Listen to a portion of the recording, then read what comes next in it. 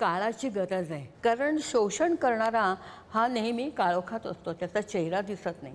लोक कसं ॲक्सेप्ट करतील. सुरुवातीला तो फारच असा बोजड अवस्थेत होता. शाळेत जाणारी मुलगी आणि तिच्यावर एक अनोळखी माणूस अत्याचार करण्याचा प्रयत्न करतो. पण अत्याचार म्हणजे काय? हे सगळे अत्याचाराचे प्रकार आहेत. 18 वर्षापर्यंतची मुलं म्हणजे बालकं.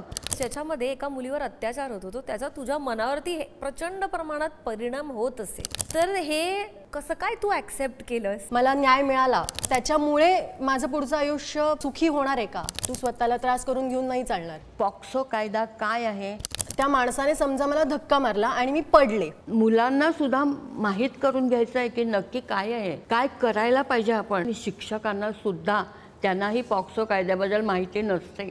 पण आमचा आईवडिलांचा आम्हाला सपोर्ट नाही. तू कशाला गेलीस? मी तुला सांगितलं होतं ना जाऊ नको म्हणून.